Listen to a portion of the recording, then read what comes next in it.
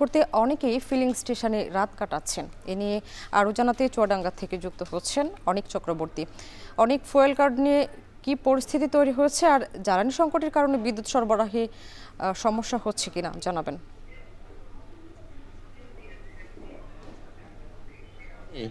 যে কারণে আসলে ফুয়েল কাট করা, জেলা প্রশাসন জ্বালানি সংকট আসলে এই কিছুটা দূর করতে এবং অব্যবস্থাপনা দূর করতে ফুয়েল কাট কার্যক্রম চালু করেছিল গত 3 এপ্রিল থেকে। সেই ফুয়েল কার্ড যারা সাধারণ যারা গ্রাহক আছে, বিশেষ করে মোটরসাইকেল যারা আরোহী আছে, তারা এই ফুয়েল কার্ড পাওয়ার পর তারা আশা করেছিল তারা নির্বিঘ্নে এই পেট্রোল পাম্পগুলো থেকে অকটেন এবং পেট্রোল পাবেন। কিন্তু এই ফুয়েল কার্ডই আসলে এখন সমস্যার কারণ হয়ে দাঁড়িয়েছে, কারণ যারা ফুয়েল কার্ড পেয়েছে তাদের বাইরে এই পেট্রোল পাম্পগুলো কিন্তু আসলে তেল সরবরাহ করছে গোপনে, যার কারণে যারা ফুয়েল কার্ডধারী তারা কিন্তু আসলে পেট্রোল এবং অকটেন পাচ্ছে না। পাশাপাশি আমি এখন যে পাম্পে দাঁড়িয়ে আছি, এই মোজাম্মেল হক পেট্রোল পাম্প শহরের, এই পেট্রোল পাম্পে এখন প্রায় কিন্তু 2 থেকে 3 কিলোমিটার মোটরসাইকেল যারা আরোহী আছে তারা দীর্ঘ সিরিয়াল দিয়েছে এবং সকাল 8টা থেকে তারা কিন্তু এই পাম্প থেকে তেল সংগ্রহ করছে ফুয়েল কার্ডের মাধ্যমে।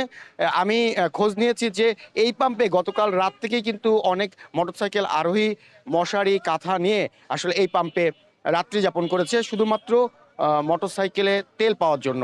পাশাপাশি আমি চুয়াডাঙ্গা যে 22টি পেট্রোল পাম্প রয়েছে সেই 22টি পেট্রোল পাম্পে খোঁজ নিয়েছি। সেই 22টি পেট্রোল পাম্পে কিন্তু একই অবস্থা, কারণ পর্যায়ক্রমে ভাবে এই ফুয়েল কার্ডের মাধ্যমে যারা মোটরসাইকেল আরোহী আছে তাদেরকে আসলে তেল দেওয়া হচ্ছে ফুয়েল কার্ডের মাধ্যমে, কিন্তু এই ফুয়েল কার্ডের মাধ্যমে তেল নিতে যেয়েই কিন্তু আসলে নানা রকম সমস্যা হচ্ছে। আমার সাথে বেশ কয়েকজন মোটরসাইকেল আরোহীর কথা হয়েছিল, তারা দাবি করছে যে ফুয়েল কার্ড এই সমস্যা দূর করার জন্যই তারা নিয়েছিল দীর্ঘ লাইনে দাঁড়িয়ে। সেই ফুয়েল কার্ড হাতে পেয়ে কিন্তু আসলে তারা তেল পাচ্ছে না। পাশাপাশি যদি লোডশেডিং এর কথা বলি, আমি খোঁজ নিয়েছি গ্রাম অঞ্চলে লোডশেডিং এ কিছু কিছু গ্রাম আছে যে গতকাল রাত্রে কিন্তু কারেন্ট চলে গিয়েছে সেসব গ্রামে, এখন পর্যন্ত কিন্তু সেই সব গ্রামে বিদ্যুৎ আসেনি। পাশাপাশি শহরে কালকে রাত্রি 2টার সময় লোডশেডিং হয়, সেই লোডশেডিং কাটিয়ে কিন্তু ভোরবেলা শহরের কিছু অঞ্চলে কিন্তু বিদ্যুৎ আসে, আবার কিন্তু সকালের দিকে বিদ্যুৎ চলে যায়। তো সবকিছু মিলিয়ে কিন্তু জ্বালানি সংকট নিয়ে আমার কাছে চুয়াডাঙ্গা থেকে এই ছিল সবশেষ। শাম্মী।